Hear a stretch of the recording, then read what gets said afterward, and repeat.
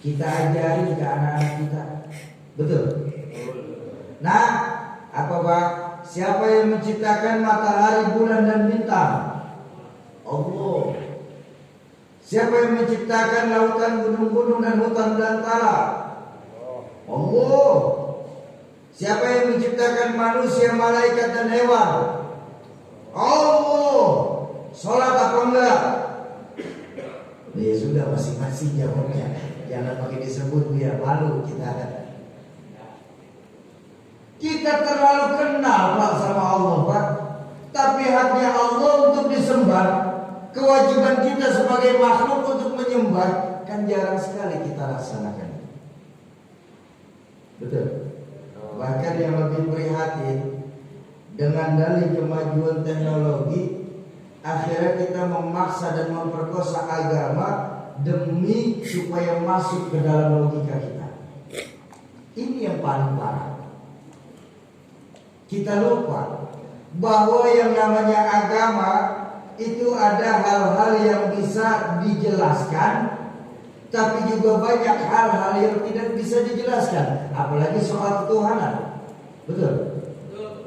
Ketika kita bertemu dengan, kalau yang namanya agama semua bisa dijelaskan, itu bukan agama namanya, tapi ilmu pengetahuan. Pun kalau dalam agama semua tidak dapat dijelaskan, itu pun bukan agama saya yakin, tapi dongeng.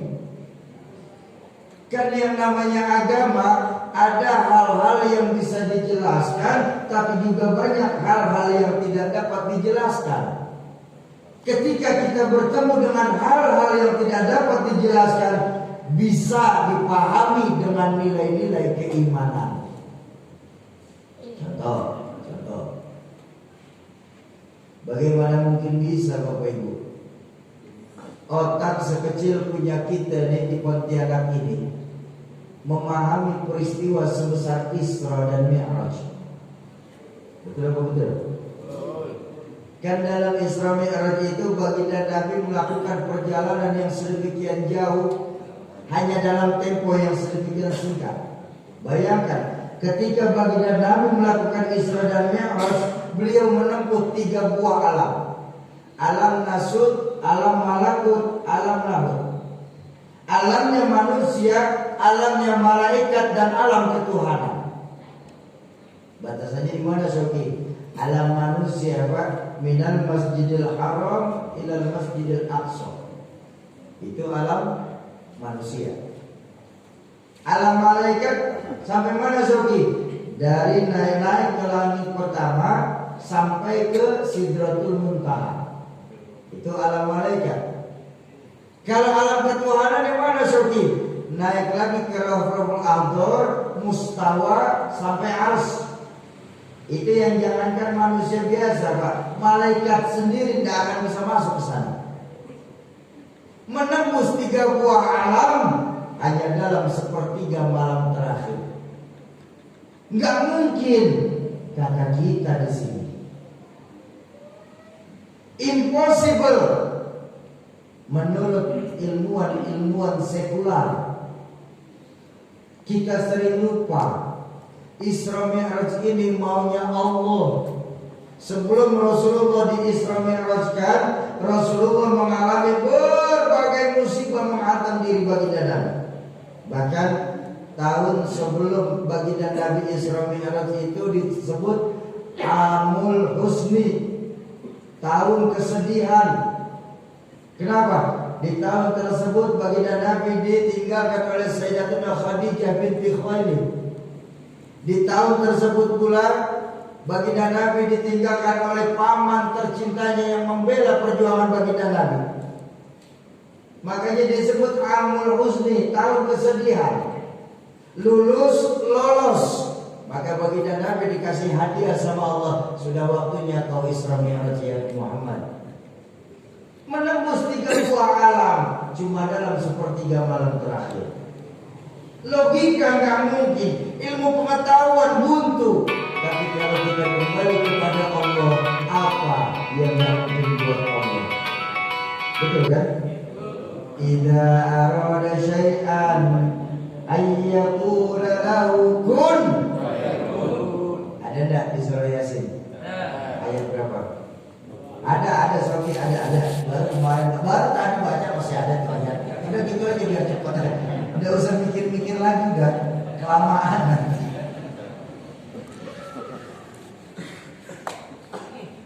Kalau hukum otak, Bapak Ibu, itu terbentur pada dua perkara. Hukum otak terbentur pada dua perkara, lain sama hukum Allah. Kalau Allah mau, Allah cukup bilang jadi, maka terjadi. Tapi kalau hukum otak terbentur pada dua perkara, apa? Sebab akibat. Hukum otak. Contoh hukum otak. Itu ada anak kecil di belakang saya. Otak saya berpikir, itu kalau ada anak kecil pasti ada bapak, pasti ada ibu. Betul kan? Kenapa?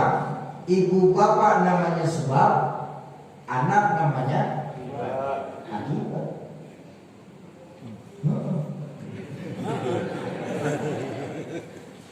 Kan gara-gara kerjasama yang baik antara ibu sama bapak, maka keluar anak. Itu hukum otak. Betul.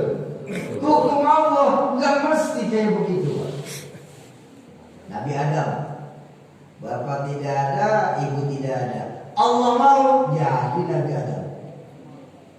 Iya kan? Nabi Isa, ya apalagi Nabi Isa, mudahan lagi Pak punya setengah modal. Ya namanya punya ibu kan setengah modal itu. Nabi Adam yang tak punya modal aja Allah mau jadi, apalagi Nabi Isa. Ya Bu, nggak akan bisa Bu dibicarakan dari kebiasaan masyarakat kita ini. Kok Siti Maryam bisa hamil ya? Padahal Siti Maryam kan tidak punya suami. Maaf Bu, Siti Maryam itu seorang perempuan suci ya Bu ya. Beliau hamil tanpa suami itu disebut mukjizat. Betul? Apa namanya? Mukjizat. Sayang banyak perempuan sekarang yang mau kalah sama Siti Maryam. Di Jakarta, di Jakarta. Oh di sini Masya Allah ada.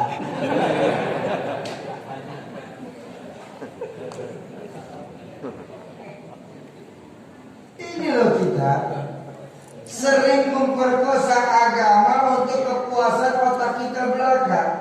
Bukankah Allah sudah memperingatkan kepada kita dan 14 lebih dari 14 abad yang lalu dalam Al-Quran? Apa? Kalla innal insana la yatgha ar'ahus taghna. Jangan suka begitu kalian manusia. Sungguh kalian manusia sering lupa diri ketika sedang berada posisi di atas puncaknya. Baik puncak pengetahuan, baik puncak teknologi maupun puncak kekuasaan. Betul. Nah, kan sekarang ini Bapak Ibu, dengan dalih kemajuan teknologi, sekarang ini kita sudah tidak pernah merasa lagi perlu Tuhan. Apa buktinya? Maaf sekali, maaf kalau saya ngomong agak jujur. Banyak dari kita Pak di Pontianak ini baru ingat kembali sama Allah di saat kepala kita sudah kejedot tembok. Kalau sudah terbentur tembok kepala kita, ya Allah, baru ingat Allah lagi. Artinya apa? Banyak dari kita baru ingat Allah itu di saat kita sedang punya masalah. Ini kita deh. Coba, kalau lagi datang masalah kita Pak, Allah, zikir gak putus-putus. Ya Allah, ya Allah, ya Allah. Sholat datang ke atap Pak. Sama tuan-tuan guru dekat. Kenapa? Lagi punya masalah. Tapi coba tengok, begitu lolos saja dari masalah, jalan ke Ataqwa saja bisa lupa. Ini Ataqwa Jakarta. Di sini enggak, di kampung saya, Ataqwa kampung saya, bukan Ataqwa sini. Ataqwa kampung saya Bu. Ini yang kalau punya masalah baru ingat sama Allah. Tapi sekali lagi Ini sih kejadian di kampung saya, bukan di sini. Di sini nggak ada, di kampung saya banyak. Ya Bu ya. Bu, di kampung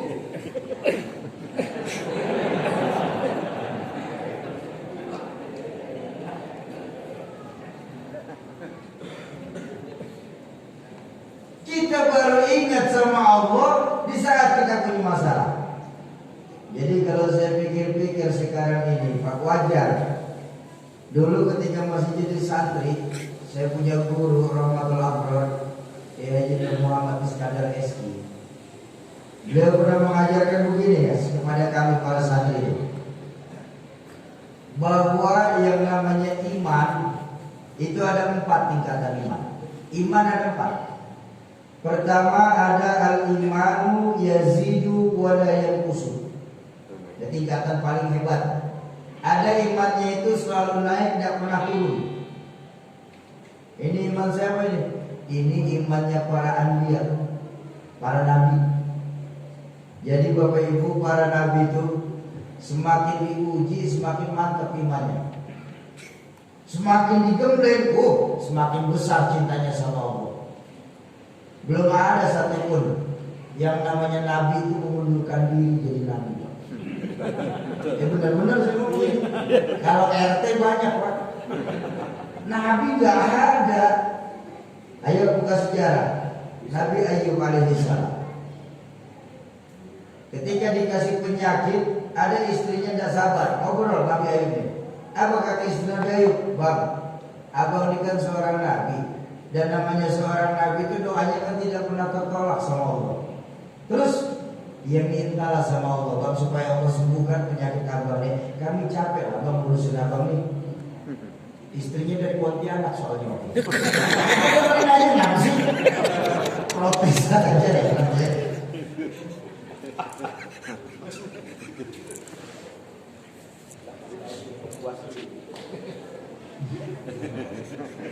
Mendengarkan pertanyaan tersebut, Nabi Ayub tersenyum. Beliau berkata, "Oh maaf Dinda, rasanya hati ini terlalu malu untuk minta sembuh sama Allah. Kenapa? Allah masih banyak kasih sehat saya dibandingkan sakit saya." Nabi Ayub alaihissalam. Bahkan baginda Nabi Shallallahu Alaihi Wasallam, ketika awal-awal perjuangan, baginda Nabi itu yang melarang dakwah itu justru datang dari pamannya tercinta.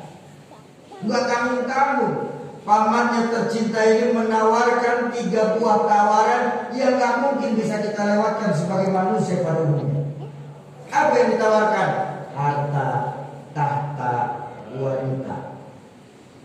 Ditawarkan 3 buah tawaran yang menggiurkan ini. Apa jawaban baginda Nabi? Dengan mantap beliau bersabda, "Wahai paman tercinta, bahkan apabila kamu sanggup menaruh matahari di tangan kananku, rembulan di tangan kiriku, hancur luluh jasadku dibuat karenanya, maka niscaya tidak akan selangkah kaki pun mundur untuk menegakkan agama Allah di dunia ini."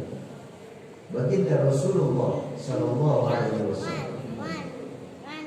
Belumlah kita cerita nabi-nabi lain. Dari 130.000 nabi yang diutus Allah ke dunia ini, tidak ada satupun sejarah para anbiya mengundurkan diri jadi nabi. Kenapa? Imannya mantap. Nggak ada nabi mundurin diri Pak. Kalau nabi